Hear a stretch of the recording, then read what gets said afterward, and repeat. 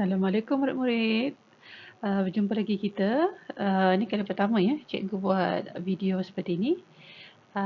Hari ini kita akan belajar tentang kaedah penyelidikan sejarah. Baiklah, sebelum kita pergi kepada kaedah penyelidikan sejarah, mari kita imbas dulu sedikit tentang pengertian sejarah. Okey, menurut Herodotus, sejarah ialah penceritaan tentang tindakan manusia dan sebab-sebab mereka melakukannya. Ibn Khaldun pula menyatakan bahawa sejarah membicarakan peradaban manusia dan perubahan-perubahan yang berlaku. Menurut E.H. Carl, sejarah ialah proses interaksi masa kini dan masa lampau.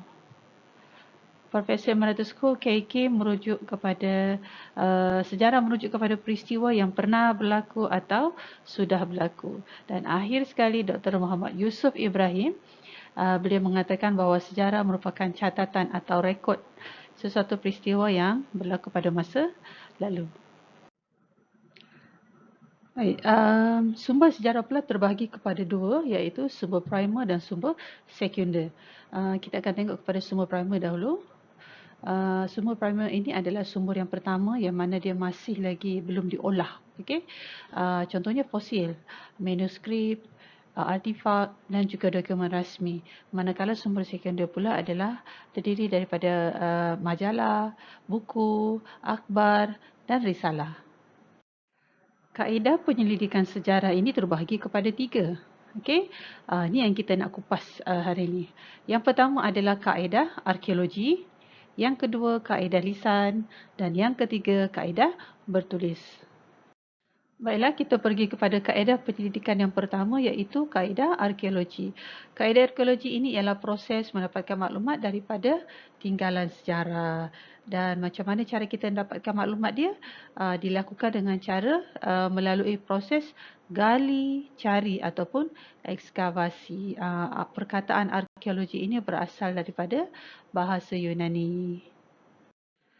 Okey, ini adalah contoh-contoh barang tinggalan sejarah yang ditemui melalui kaedah arkeologi. Maknanya mereka menjalankan ekskavasi lah, gali cari. Antara yang ditemui adalah barangan logam seperti shilling, timbunan kulit kepah, tembikar dan juga fosil. Fosil ni adalah tinggalan haiwan atau tumbuhan yang telah terawet. Okey, ini nama makan proses yang lama lah. Ini lagi salah satu contoh daripada menggunakan kaedah arkeologi. Ini adalah rangka manusia yang dikenali sebagai Perak Man kerana dia ditemui di Perak, di Lenggong ya. Usia rangka ni dianggarkan hidup pada 10,000 hingga 11,000 tahun yang lepas, yang dahulu.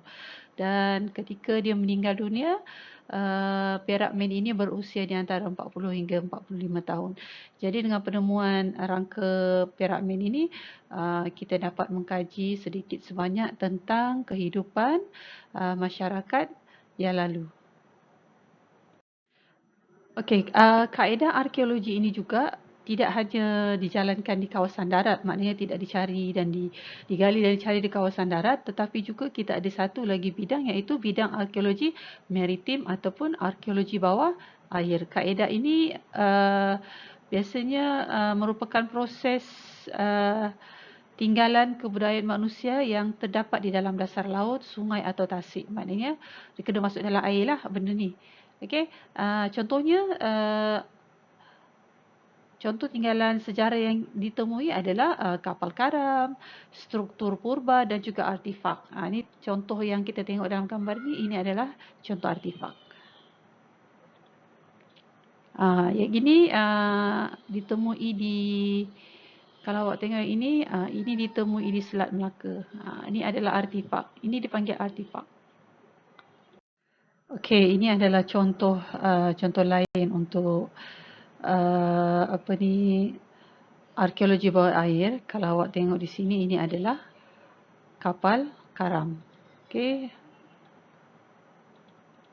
Dan di sebelah ini Ini pula adalah sebahagian daripada struktur purba.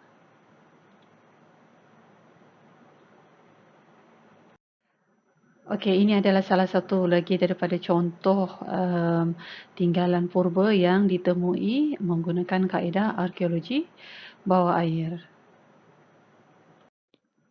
Baiklah, kaedah penyelidikan yang kedua iaitu kaedah lisan.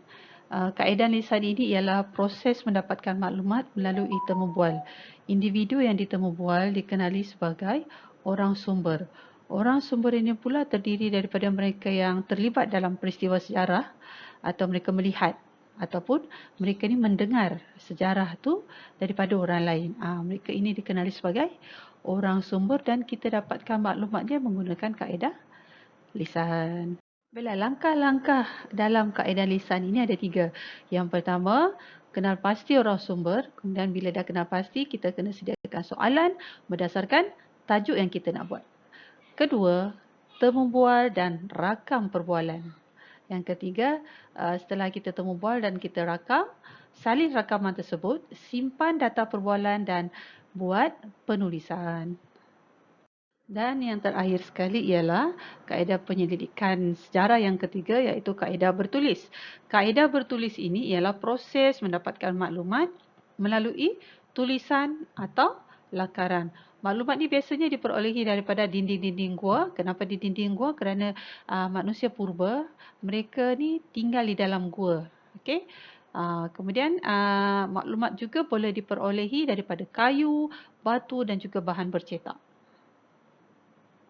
Ini adalah contoh lakaran yang ditemui pada dinding gua. Okey, awak boleh lihat dekat sini. Ini adalah contoh lukisan prasejarah Gua Tambun. Awak tengok dia. Ni Gua Batu Cincin dekat Kelantan dan Gong Badak dekat Perak. Awak boleh tengok dekat sini. Tengok ni. Ada lukisan ni. Okey. Macam awak menconteng-conteng gitu kan. Dan yang ini ialah Batu Bersurat Terengganu. Okey, ada 4 langkah-langkah yang harus dilakukan ketika hendak mendapatkan maklumat menggunakan kaedah bertulis. Yang pertama ialah kenal pasti sumber sejarah yang tepat. Yang kedua, kumpul sumber sejarah. Yang ketiga, tafsir maklumat. Dan yang keempat, buat penulisan. Okey? Baiklah, kita dah sampai ke penghujungnya. Secara kesimpulannya, pengkaji sejarah ini dia boleh pilih mana-mana sahaja kaedah yang sesuai.